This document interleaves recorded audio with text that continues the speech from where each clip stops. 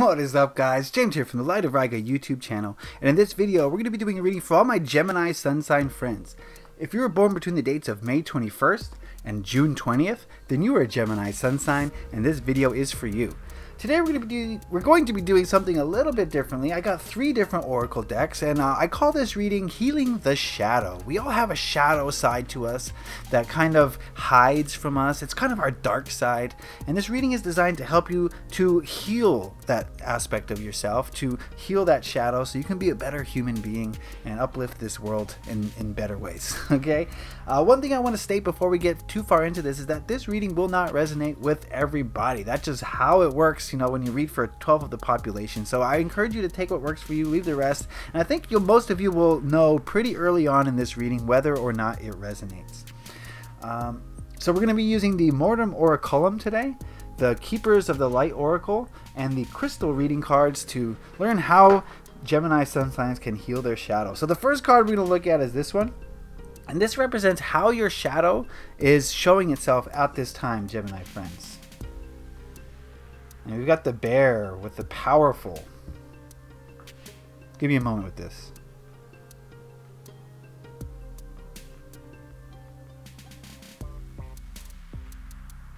The feeling I'm getting from this is that I think for a lot of you, your shadow is manifesting in a desire or a need to show your power to other people, to kind of,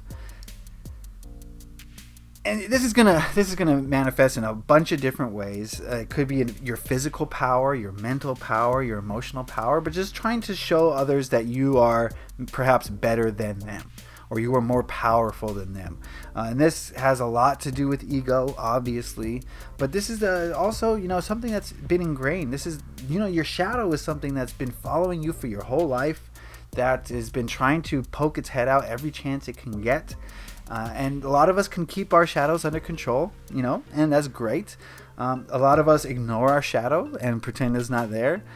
Some of us allow our shadows to dictate everything. So, you know, we're all going to fall somewhere on that scale, and you have to determine where, you know, how much of a role your shadow plays in your life. But the feeling I'm getting is a desire or a need to show dominance, to show your power, to show how you're better than people. And I don't have to say that, you know, this is, it should feel uncomfortable to hear this. It really should. If you feel uncomfortable now, then that's good. That means we may have struck a nerve. Okay? And, you know, I did this reading for myself, and it felt very uncomfortable as well. So I apologize for that, but healing, you're going to have to face the shadow. Okay? You have to in order to heal. So I think that's how your shadow is showing yourself, in your desire to be dominant, to show your, you know, I'm so smart, I'm so strong, I'm so this or that. Anyway, okay, so that's how your shadow is manifesting. Let's go on over here. This is how you can heal your shadow. This is what healing entity can help you to heal. And we got Mahavatar Babaji, soul expansion. Your consciousness is expanding. You understand the connections between all things. And I think what this card is telling us is that in order to heal your shadow, I think you have to understand how we're all connected, how we're all the same. And you have to realize that in being the same, we're all exactly equal. No entity is more important than any other entity. That's an ego thing that you were taught at birth. You were taught that the rich and the famous are more powerful than the meek and the poor. And that's not true. That's a lie. We're all equal entities because we all come from the same place, from the same source, and we're all here to play a very specific role. Yes, our roles are all very drastically different, but no role is more or less important than any other role. And I think in order to heal your shadow, you have to expand your consciousness to the point where you truly understand this. Where yes, you may be stronger physically than that guy, and at the surface it may seem like you got everything going on, better than that lady, right? But there's so many things that you don't understand about that person, where that person is perhaps quote unquote better than you at other things, and they're just playing a different role. That's all. And in order to heal your shadow, you have to understand that we're all equal. We're all playing different roles. We all have different skills and talents, and our talents and skills are given to us so that we can accomplish our tasks here on Earth. And all our tasks are equal.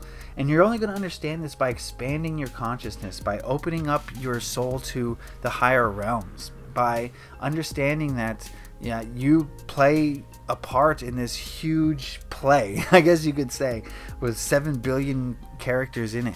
And so there's no leading actor, okay? It's all supporting actor roles, every single one of them. And you take away one and the whole thing falls apart. It really does. So each person is insignificant, but at the same time of the utmost importance. So it's paradoxical maybe, but I think you need to expand your consciousness in order to understand that point. I mean, I'm not saying you don't understand that point.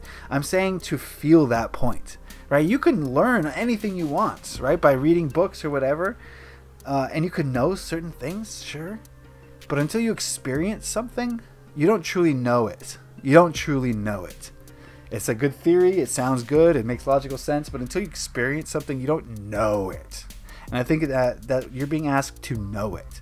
And that's going to come through soul expansion. That's going to come through opening up to meditation, opening up to improving your diet and your health, and just being more in alignment with the higher realms rather than the lower earth vibrations. All right, let's move on over to this card. This card represents what crystal or healing energy that you can focus on to help heal your shadow. And we've got Ruby Shine. That is a shiny ruby.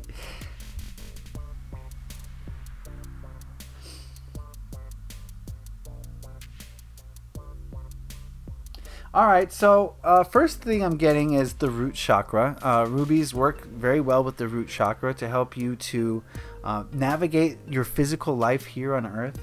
But this shine is really speaking to me.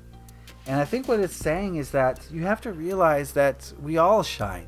Everyone shines, and everyone shines equally. There's no shine that's brighter. There's no shine that's dimmer. It's all an equal shine. And I think Ruby can help you to realize this. I think Ruby's going to help you to smooth out that root chakra. You know, the root chakra is based in control. The root chakra is the chakra when it's out of alignment, when it's out of balance, will make you want to control other people. And that's not accepting that everyone's equal. That's saying I'm more equal than you, okay?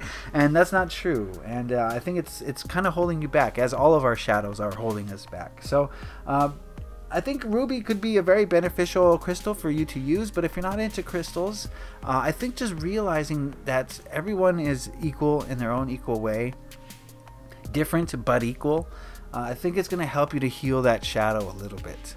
And I don't want to imply that you think you're better than people. That's not what I'm saying. What I'm saying is your shadow side is trying to exert dominance, is the feeling that I'm getting.